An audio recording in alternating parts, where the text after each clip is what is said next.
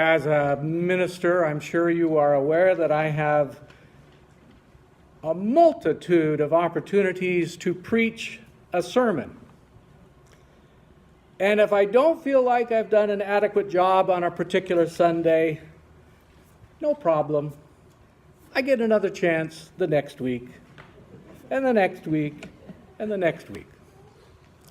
But lately, I've been wondering what I'd do if I could only give one sermon, one opportunity to express the main message of the gospel.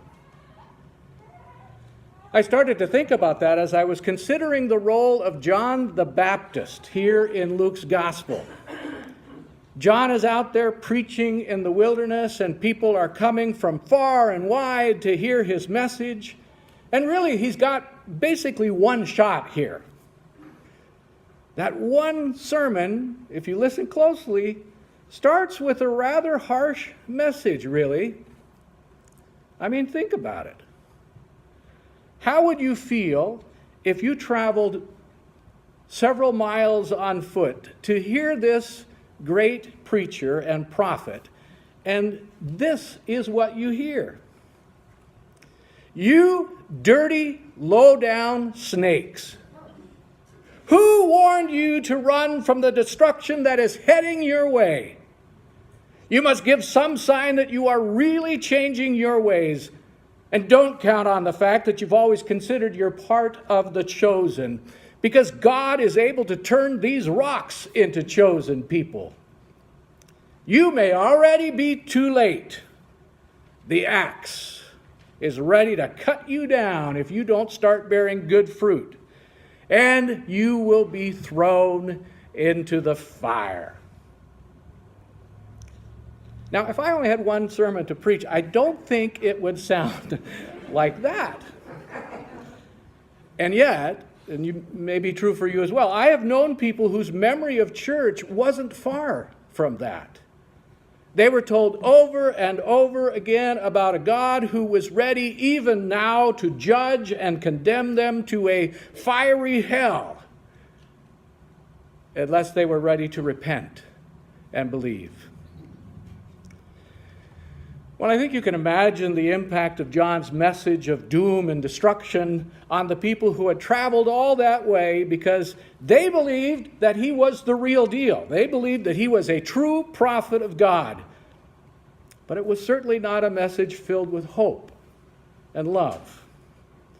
And think about this. In Luke's gospel, it comes on the heels of the birth narrative, where we see shepherds abiding in the field, keeping watch over their flocks by night, when they're visited by angels who say, fear not, for I bring you tidings of great joy. From tidings of great joy to being called a brood of vipers. You could get whiplash turning from one extreme to the other so quickly. But John definitely got their attention. And then in the midst of that kind of hopelessness and foreboding destruction, the people ask John, well, so what are we supposed to do? What can we possibly do to save ourselves? Now, this is, I think, where the concept of preaching only one sermon comes in. Because John is asked, what are we supposed to do to be saved? And what is his message of salvation?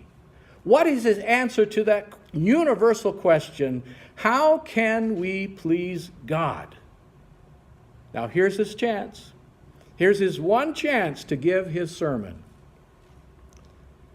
And as they waited in those few seconds between someone in the crowd shouting out, what then shall we do? And John's answer, their minds were probably going a mile a minute, filling in the blank. Well, he's probably going to ask us or tell us that we have to go to the temple every day, we have to make huge sacrifices, we have to go on some epic spiritual quest over many miles and end up at the top of some very far away mountain, and then after sitting on that mountain and fasting for 7 days, then we might get a sign that we are acceptable to God. But then John opens his mouth And he says, okay, well, here's the thing. If you've got 2 coats, give one away. If you've got enough food, share with others. I could just imagine the reaction of the crowds. Wait a minute, really? We came all the way out here for that? If you've got an extra coat, give it to someone who doesn't have one? As we approach Christmas once again, we have a tendency to overthink it.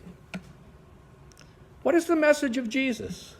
This Jesus whom we love and follow. This Jesus who was born into a world not unlike our present world. There was political turmoil, there was oppression, there was a refugee problem. What profound wisdom was born in Jesus? Well, it must be something earth-shattering. And today, we're trying to find the message of the one who came preaching in the wilderness to prepare the way for Jesus. It's not really all that difficult. John the Baptist, in all of his peculiarities, basically tells them to become people who look around at the needs of their neighbors and address those needs. Be connected to someone other than yourself. He was trying to get us ready for the teachings of Jesus. Love and treat your neighbors like you love and treat yourself. Give to others the same rights, privileges, opportunities that you expect for yourself. John sort of shocks us with his over-the-top brood of vipers speech. And then once he's got our attention, he tells us that in order to truly turn our lives around, we must turn our lives outward. We must start sharing and treating one another as cherished brothers and sisters. If there's a need, address it. Give out of your abundance so that all might have enough. As I was reading a variety of things this week, I came across a story told by Austin Shelley. He is a minister in Philadelphia. He talks about growing up in his grandparents' 526 square foot house in rural South Carolina. You can imagine their living budget was very tight.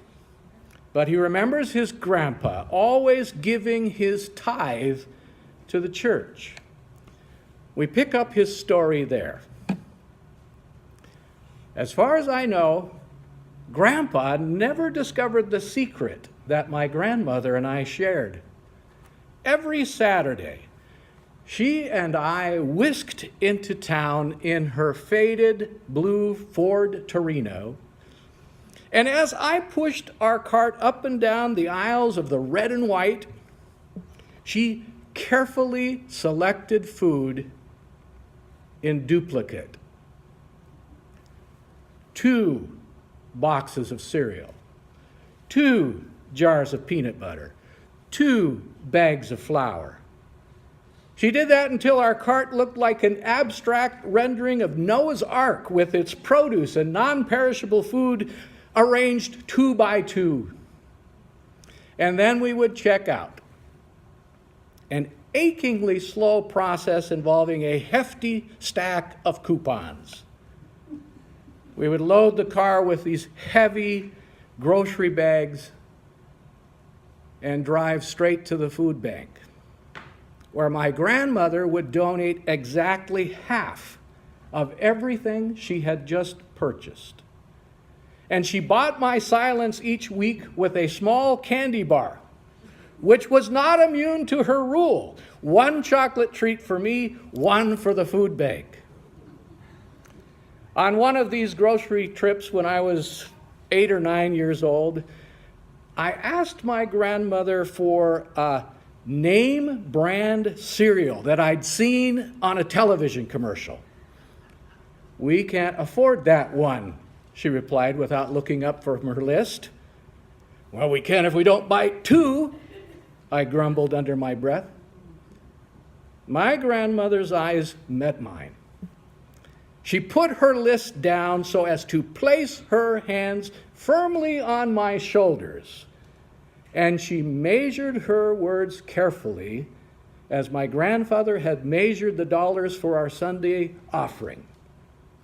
If we can't afford two, we can't afford one. The message of John the Baptist is remarkably simple. The message of Jesus is remarkably simple. Live as a blessing to others. Share what you have. Care beyond the walls of your home, your church, your family. In order to truly be faithful to God's way, be generous and kind. The people who had gone out to see John the Baptist left that wilderness realizing that instead of some great spiritual quest, they simply had to rethink how they had been living their whole lives. God has a way of meddling in our business. Christmas comes whether we're ready or not. We have just enough time to rethink how we have been living our whole lives. And maybe, who knows, maybe we'll start by buying 2 bags of flour instead of 1.